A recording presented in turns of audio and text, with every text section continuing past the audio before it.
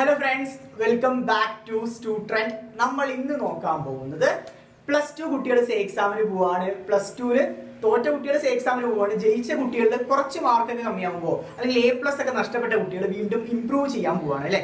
So നമ്മൾ ഇന്ന് +2 ഫിസിക്സിൽ നിങ്ങൾ ഇംപ്രൂവ്മെന്റിന് പോകുന്ന കുട്ടികളാണെങ്കിലും എക്സാമിന് പോകുന്ന കുട്ടികളാണെങ്കിലും ഉറപ്പായും അല്ലെങ്കിൽ ഓരോ ചാപ്റ്ററിൽ നിന്നും ഇമ്പോർട്ടന്റ് ആയിട്ട് പഠിച്ചിട്ട് പോവേണ്ട ചോദ്യങ്ങൾ മാത്രം നമ്മൾ ഈ വീഡിയോയിൽ പറയാണ്. ഒരിക്കലും അത് ഡിസ്ക്രിപ്റ്റീവ് മാനർ അല്ല, ജസ്റ്റ് പോയിന്റ് ഔട്ട് ചെയ്ത് തരികയാണ്. ഏതൊക്കെ ചോദ്യങ്ങളാണ് നിങ്ങൾ ഉറപ്പായും ഓരോ ചാപ്റ്ററിൽ നിന്നും പഠിക്കേണ്ടത് എന്ന് സ്റ്റുഡന്റ് നിങ്ങൾക്ക് ജസ്റ്റ് ഒരു റെഫറൻസ് പോലെ തരികയാണ്. ഉറപ്പായും ഈ ചോദ്യങ്ങൾ പഠിക്കാതെ പരീക്ഷയ്ക്ക് പോകരുത് നമുക്ക് പറയാൻ വേണ്ടി പറ്റും. അല്ലാതെ ഇത് മാത്രം പഠിച്ചിട്ട് പോകാൻ വേണ്ടി പറയില്ല. ഇത് ഉറപ്പായും പഠിക്കാതെ നിങ്ങൾ പോകരുത്. കാരണം 100% വരാൻ സാധ്യതയുള്ള ചോദ്യങ്ങളാണ് നമ്മൾ പറയാൻ പോകുന്നത്. അതിനു മുമ്പ് നമ്മുടെ ചാനൽ നിങ്ങൾ ആദ്യമായിട്ടാണ് കാണുന്നതെങ്കിൽ ചാനൽ ഉറപ്പായും സബ്സ്ക്രൈബ് ചെയ്യാം. Okay, fine. സോ നമുക്ക് തുടങ്ങാം. ഞാനൊരു A4 ഷീറ്റിൽ എഴുതിയിട്ടുണ്ട്. കാണുമ്പോൾ ഇത്രയോ ഉണ്ടെന്ന് വിചാരിക്കരുത്. എന്റെ ഹാൻഡ് റൈറ്റിംഗ് മാതിരി ആയതുകൊണ്ടാണ് ഇത്രയും കൂടുതലായി നിങ്ങൾക്ക് ഫീൽ ആവുന്നത്. ഫൈൻ. സോ ഒന്നാമത്തെ chapter electric charges and fields എന്ന് പറയുന്ന ചാപ്റ്റർ വളരെ ചെറിയ ചാപ്റ്റർ ആണ്. കുറേ ഡെറിവേഷൻസ് ഉണ്ട്. സോ ഞാൻ അതിൽ നിങ്ങളെ സജസ്റ്റ് ചെയ്യുന്ന ഒരു ചോദ്യം എന്ന് പറയുന്നത് ഗോസ് തിയറത്തിന്റെ അപ്ലിക്കേഷൻ. അറിയാലോ, 3 അപ്ലിക്കേഷൻസ് ഉള്ളത്. ഏതൊക്കെയാണ്?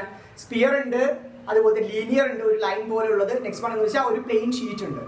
ഈ 3 വൃത്തിയായിട്ട് പഠിച്ചിട്ട് പോവാം. ഓക്കെ, ഈ 3 ഏറ്റവും ഇമ്പോർട്ടന്റ് ഏതാണെന്ന് വെച്ചാൽ ഗോസ് തിയറത്തിന് 3 അപ്ലിക്കേഷൻസ് ഉണ്ട്. ഈ 3 ഏറ്റവും ഇമ്പോർട്ടന്റ് ഏതാണെന്ന് വെച്ചാൽ സ്പെറിക്കൽ ഇല്ലേ, സ്പിയർ ഇല്ലേ, ആ സ്പെറിക്കൽ ആയിട്ടുള്ള കാര്യം അതാണ് ഈ 3 ഏറ്റവും ഇമ്പോർട്ടന്റ്. സോ അതിന് കൂടുതൽ ഇമ്പോർട്ടൻസ് കൊടുക്കാം. സോ ഗോസ് തിയറത്തിന്റെ അപ്ലിക്കേഷൻ ഓർ എന്നൊരു ചോദ്യം വരാൻ സാധ്യതയുണ്ടല്ലോ. സോ ഓർ ക്വസ്റ്റ്യൻ അല്ലെങ്കിൽ ഇത് പഠിക്കുക, otherwise equatorial line of dipole കൂടി പഠിച്ചിട്ട് പോകും. ക്ലിയർ? ഗോസ് തിയറത്തിന് 3 അപ്ലിക്കേഷൻ അല്ലെങ്കിൽ അത് നിങ്ങൾ കോൺഫിഡന്റ് അല്ലെങ്കിൽ ഇക്വിറ്റോറിയൽ ലൈൻ പക്കയായിട്ട് പഠിച്ചിട്ട് പോകാം. എന്നാൽ കൂടി ഇപ്പൊ നിങ്ങൾ ഇക്വിറ്റോറിയൽ പഠിക്കുകയാണെങ്കിൽ കൂടി ആ സ്പെറിക്കൽ ഷെല്ല് ഒന്ന് വൃത്തിയായിട്ട് നോക്കിയിട്ട് പോണേ. സോ ഇതൊക്കെയാണ് ഫസ്റ്റ് ചാപ്റ്ററിന് വരാൻ സാധ്യതയുള്ള ചോദ്യങ്ങൾ. അടുത്ത രണ്ടാമത്തെ ചാപ്റ്റർ ഇത്രയേ ഉള്ളൂ. രണ്ടാമത്തെ chapter electrostatic potential and capacitance എന്ന് പറയുന്ന ചാപ്റ്റർ. ഈ ചാപ്റ്ററിന് പൊതുവേ കണ്ടുവരാറുള്ള പ്രോബ്ലംസ് ആണ്. സോ പ്രോബ്ലംസിന് കൂടുതൽ ഇമ്പോർട്ടൻസ് കൊടുക്കുക. എന്തിന്റെയൊക്കെ ബേസ് ചെയ്ത പ്രോബ്ലംസ് ആണ് വരിക എന്ന് വെച്ചാൽ കപ്പാസിറ്റൻസ് ഓറിയന്റഡ് ആയ പ്രോബ്ലംസ് ആണ് വരിക. ഒന്നാമത്തെ കാര്യം എനർജി ഓഫ് ദ കപ്പാസിറ്റർ. കപ്പാസിറ്ററിന്റെ എനർജി ബേസ് ചെയ്ത ഇക്വേഷൻ അല്ലോ ½ എനർജി ഈക്വൽ ½ CV² എന്ന് പറയുന്ന ഇക്വേഷൻ ബേസ് ചെയ്ത പ്രോബ്ലംസ് ചോദിക്കാറുണ്ട്. അത് ഡിറൈവ് ചെയ്യാൻ ചോദിക്കാറുണ്ട്. എനർജി ഡിറൈവ് ചെയ്യാൻ ചോദിക്കാറുണ്ട്. അതർവൈസ് അടുത്തൊരു പ്രോബ്ലത്തിന്റെ സെക്ഷൻ എന്ന് പറഞ്ഞു വെച്ചാൽ നമ്മുടെ C = KA∈0/D എന്ന് പറയുന്ന ഇക്വേഷൻ ബേസ് ചെയ്ത പ്രോബ്ലംസും ചോദിക്കാറുണ്ട്. K എന്ന് പറഞ്ഞാൽ ഡയലക്ട്രിക് കോൺസ്റ്റന്റ് ആണ്, വളരെ ഇമ്പോർട്ടന്റ് ആണ് കേട്ടോ. ഓക്കെ, ഇതൊക്കെയാണ് ചോദിക്കാറുള്ളത്. ഈ ചാപ്റ്ററിന് വരാൻ സാധ്യതയുള്ള ചോദ്യങ്ങൾ ഈ പറയുന്ന എനർജി അല്ലെങ്കിൽ C = KA∈0/D അല്ലെങ്കിൽ C = Q = CV. ഈ 3 ഇക്വേഷൻസ് ബേസ് ചെയ്ത പ്രോബ്ലംസ് ചോദിക്കാം, അല്ലെങ്കിൽ എനർജി ഡിറൈവ് ചെയ്യാൻ ചോദിക്കാം. ഇത് മാത്രം വൃത്തിയായിട്ട് പഠിച്ചിട്ട് പോണേ. അടുത്തത് നമ്മുടെ 3ാമത്തെ ചാപ്റ്റർ കറന്റ് ഇലക്ട്രിസിറ്റി. കുറച്ചുകൂടി വലിയ ചാപ്റ്റർ ആണ്. കൂടുതൽ ചോദ്യങ്ങൾ ഈ ചാപ്റ്ററിന് വരാൻ സാധ്യതയുണ്ട്. ഏറ്റവും ഇമ്പോർട്ടൻസ് കൊടുക്കേണ്ടത് വീസ്റ്റൺസ് ബ്രിഡ്ജിന് തന്നെയാണ്. ആ ഒരു ചിത്രം ഒട്ടും മറന്നു പോരുത്. ചിത്രവും അതിന്റെ ഡെറിവേഷനും പക്കയായി തന്നെ പഠിച്ചിട്ട് പോവാ. ഒരു കാരണവശാലും അത് പഠിക്കാതെ പോകരുത്. അടുത്തത് comparison of EMF of 2 cells. 2 സെല്ലിന്റെ EMF നമുക്ക് എങ്ങനെ കമ്പയർ ചെയ്യാം, അതും അത്രത്തോളം തന്നെ ഇമ്പോർട്ടന്റ് ആയ ചോദ്യമാണ്. അടുത്തത് നെക്സ്റ്റ് വൺ എന്ന് വെച്ചാൽ റെസിസ്റ്റേഴ്സിന്റെ കോമ്പിനേഷന്റെ ഡെറിവേഷൻ പഠിക്കണം. റെസിസ്റ്റേഴ്സ് പാരലലും സീരീസും പറഞ്ഞിരിക്കണം. അത് ബേസ് ചെയ്ത പ്രോബ്ലംസും കണ്ടുവരാറുണ്ട്. സോ 3 ചോദ്യങ്ങളെ പറയുന്നുള്ളൂ. Wheatstone bridge, comparison of EMF of 2 cells, അതുപോലെ തന്നെ റെസിസ്റ്റൻസിന്റെ ഡെറിവേഷൻ, സീരീസ് പാരലൽ ഡെറിവേഷനും അത് ബേസ് ചെയ്ത പ്രോബ്ലംസും പഠിച്ചിട്ട് പോകണം കേട്ടോ. അടുത്ത 4ാമത്തെ ചാപ്റ്ററിലോട്ട് കിടക്കാം. 4ാമത്തെ ചാപ്റ്റർ ഏതാണ്?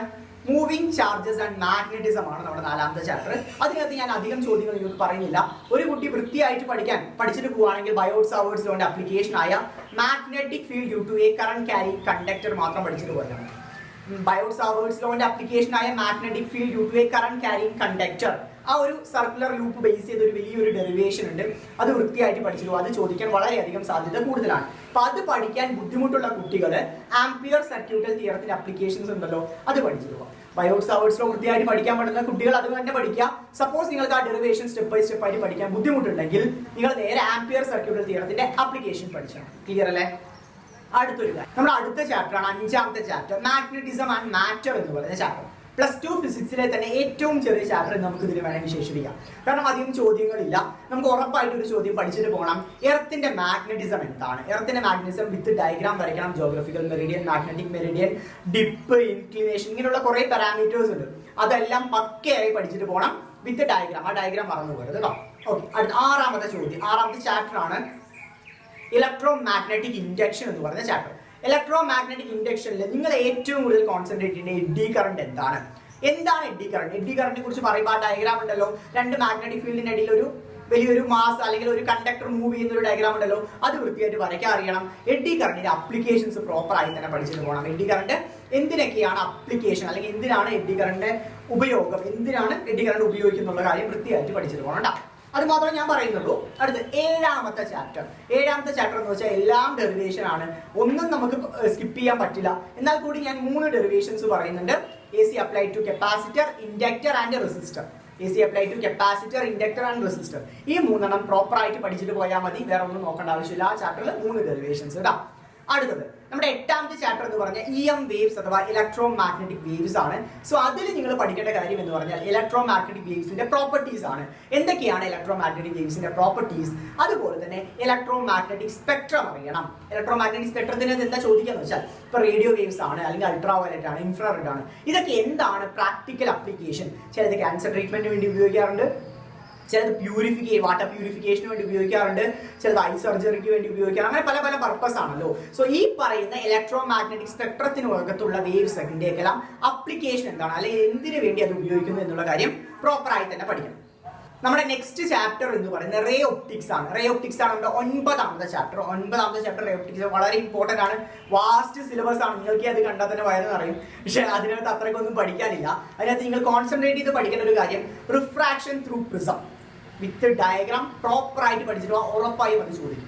അടുത്തത് അതല്ലെങ്കിൽ ലെൻസ് വേക്യൂസ് ഫോർമുല ഡിറൈവ് ചെയ്യാൻ പഠിച്ചിട്ട് റിഫ്രാക്ഷൻ ത്രൂ പ്രിസം പഠിക്കുക, otherwise lens makers formula derive ചെയ്യാൻ പഠിച്ചിട്ട് പോകാം. ഈ 2 ചോദ്യങ്ങൾ പ്രോപ്പർ ആയിട്ട് മനസ്സിലാക്കിയിരിക്കണം.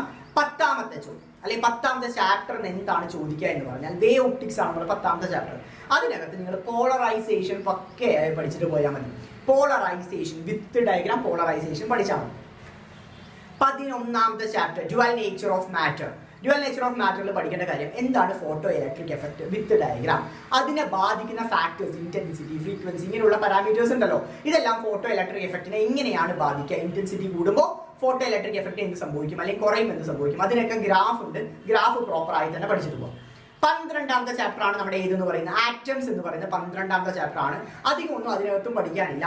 ബോർ മോഡലിന്റെ പോസ്റ്റ്ലേറ്റ്സ് പക്കയായി പഠിച്ചിട്ട് പോവാം. ബോർ മോഡലിന്റെ പോസ്റ്റ്ലേറ്റ്സ് പക്കയായിട്ട് പഠിച്ചിട്ട് പോവാം.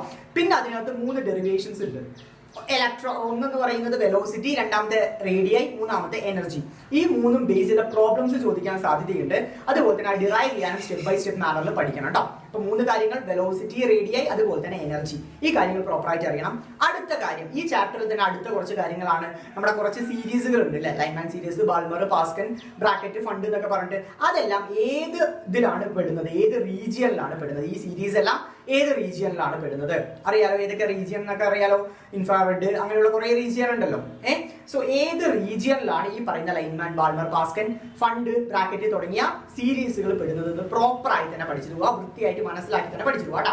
അടുത്തത് 13ാമത്തെ ചാപ്റ്റർ ആണ് നമ്മുടെ ന്യൂക്ലിയസ് എന്ന് പറയുന്നത്. ന്യൂക്ലിയസിനകത്ത് നിങ്ങൾ പഠിക്കേണ്ട ഒരേ ഒരു കാര്യം, അല്ലെ 2 കാര്യങ്ങളുണ്ട്, ഒരു കാര്യമല്ല. ഒന്നാമത്തെ എന്ന് പറയുന്നത് എന്താണ് ന്യൂക്ലിയർ ഫിഷൻ, ന്യൂക്ലിയർ ഫ്യൂഷൻ. ഒരു ടേബിൾ പോലെ ഞാൻ നമ്മുടെ വീഡിയോയിൽ പറഞ്ഞു തന്നിട്ടുണ്ട്. രണ്ടിനെയും ഡിഫറൻസ് അറിയണം. ന്യൂക്ലിയർ ഫിഷനിൽ എന്താണ്, ന്യൂക്ലിയർ ഫ്യൂഷനിൽ എന്താണ് സംഭവിക്കുന്ന കാര്യം വൃത്തിയായിട്ട് തന്നെ മനസ്സിലാക്കുക. അതുപോലെ തന്നെ ഇതിൽ നിന്ന് ചോദ്യങ്ങൾ ചോദിക്കാൻ സാധ്യതയുള്ളത് ഹാഫ് ലൈഫ് പീരീഡ് ഓറിയന്റഡ് ആയി ചോദ്യങ്ങൾ കണ്ടുവരാറുണ്ട്. ടി ഹാഫ് കണ്ടുപിടിക്കുക എന്ന രീതിയിൽ ചോദ്യങ്ങൾ ചോദിക്കാറുണ്ട്. So half life period proper ആയി തന്നെ മനസ്സിലാക്കിയിട്ട് പോവാം. അടുത്തത് 14ാമത്തെ ചാപ്റ്റർ ആണ് സെമി കണ്ടക്ടേഴ്സ് എന്ന് പറയുന്ന 14ാമത്തെ ചാപ്റ്റർ.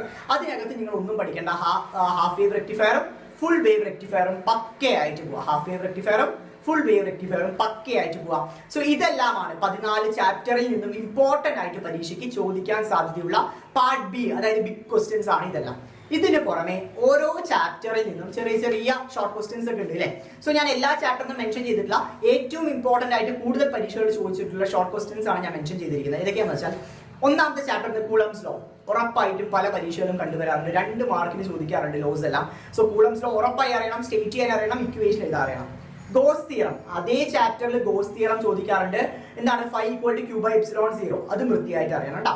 അടുത്തത് നെക്സ്റ്റ് വൺ എന്ന് വെച്ചാൽ കിർച്ചോഫ് ലോ. കിർച്ചോഫിന്റെ 2 ലോസ് ഉണ്ടല്ലോ, ജംഗ്ഷനും ഉണ്ട്, ലൂപ്പ് റൂൾ ഉണ്ട്. 2 വൃത്തിയായിട്ട് പഠിച്ചിട്ട് പോകണം. അടുത്ത ബയോട്ട്-സാവേർട്സ് ലോ. ബയോട്ട്-സാവേർട്സ് ലോ അറിഞ്ഞിരിക്കണം. ബയോട്ട്-സാവേർട്സ് ലോന്റെ അപ്ലിക്കേഷൻ ആണ് ആ പറയുന്ന കറന്റ് ക്യാരിങ് ലൂപ്പ് എന്ന് പറയുന്നത്, അത് പറയണം. അടുത്തത് Ampere circuital theorem. Ampere circuital തിയറത്തിന്റെ അപ്ലിക്കേഷൻസ് ഒക്കെ നമ്മൾ പഠിച്ചിട്ടുള്ളതാണ്. So Ampere circuital theorem proper ആയിട്ട് മനസ്സിലാക്കിയിട്ട് പോകാം. ക്ലിയർ അല്ലേ? ഇത്രയും ഞാൻ നിങ്ങൾക്ക് പറയുന്ന അല്ലെങ്കിൽ പ്രിഫർ ചെയ്യുന്ന ചോദ്യങ്ങൾ എന്ന് പറയുന്നത് ഇത്. ഓക്കെ, അപ്പോൾ നല്ല രീതിയിൽ തന്നെ പരീക്ഷ എഴുതാം. Thank you so much for watching this video.